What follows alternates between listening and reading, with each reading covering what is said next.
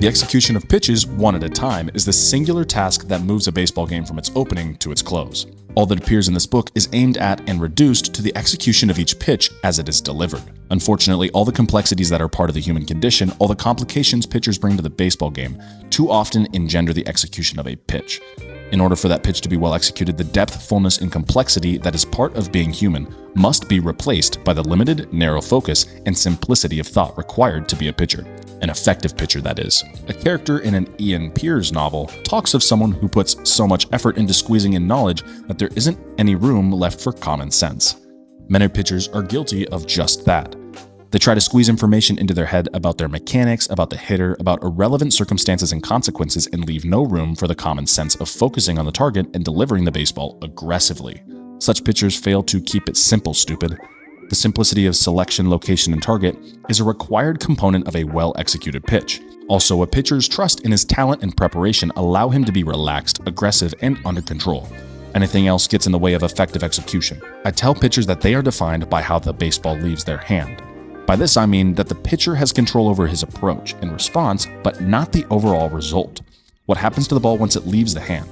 He is entirely responsible for how the pitch is executed, but not for how the batter behaves. If he gets an out on a poorly thrown pitch, he may be happy with good fortune, but he should not be satisfied because of the result. His execution was not acceptable, and that is how he is measured, or should be. Conversely, if he makes a great pitch and the hitter manages a lucky hit or battles the pitch and gets on base, the pitcher surely has his momentary unhappiness about the result, but he did what he wanted to with the pitch. He executed it well. He had better understand that. As he's competing, the execution is all that should matter because it's what he can control. Ron Darling pitched with the Oakland Athletics during part of my tenure with the organization. A very intelligent Ivy League college graduate, Darling had a tendency to think too much about the wrong things. His manager felt that on the mound, Darling did not use common sense. The penetrated thought required to arrive at a complicated answer is not the stuff of effective execution of a pitch. Darling and the many others whose profound but distracting thoughts inhibited their performance would have been better served by applying the wisdom of Occam razors, which suggested that the simple explanation of a phenomenon is usually the most trustworthy. On July 18, 1998, Al Leiter returned to the mound for the New York Mets after having partially torn a tendon in his left knee on June 26th. He pitched 6 scoreless innings, giving up 2 singles. "It was fun," Leiter said after the game. "It's such simple stuff. Move the ball around, change speeds, locate the ball, get ahead of hitters. Execute pitch by pitch, in other words.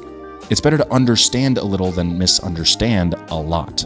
Tampa Bay pitcher Wilson Alvarez struggled through the 1998 season.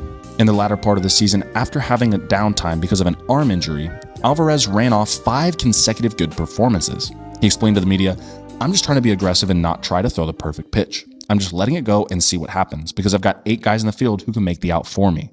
A simple and appropriate assessment of his execution. He said nothing about hitters. An effective pitcher does not outsmart the opposition, he out-executes them. I spoke in earlier pages about natural instincts and acquired instincts. In order to be a successful pitcher, one is not required to have a genetic disposition for understanding how to execute a pitch effectively. The understanding and skill can be developed. When interviewed a few years ago, Greg Maddux told the interviewer that he would not have had such success in his career if he hadn't started to learn to change his focus while with the Chicago Cubs early in his career. He learned the value of focusing on execution. "I was worried so much about winning and losing or getting an out or giving up a hit that it was affecting the way I was pitching," Maddux explained. "It was interfering with my ability to make good pitches." Thinking exclusively about execution, Maddux went on. "It made a lot of sense to me, so I tried to do it.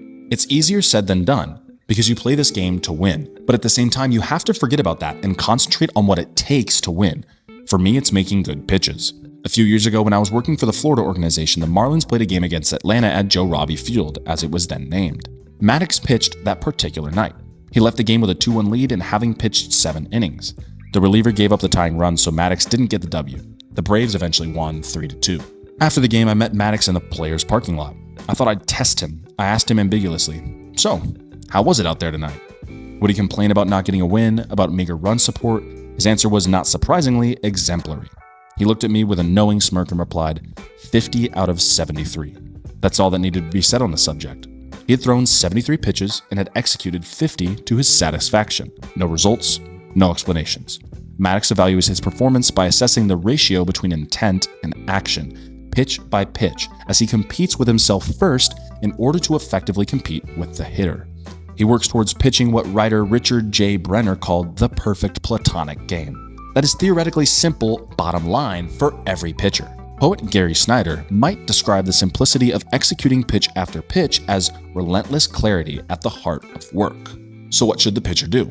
Recognize that he has complete responsibility for and control of the execution of a pitch, knowing that the individual pitch is the immediate task at hand and should therefore be his immediate and exclusive concern and focus. Understand that he, with all the inherent complications of being human, must bring simplicity and singular focus to the game. Recognize that this is done by being attentive to the effective execution of each pitch, that the next pitch is the most important pitch he will throw, then the next after that, and so on, one at a time. Remember that selection, location, and target are the keys for focusing on execution, and that an aggressive, controlled delivery is the other element of the proper execution of a pitch. Include as a major component in any evaluation of performance the relationship between the number of pitches thrown and the number effectively executed.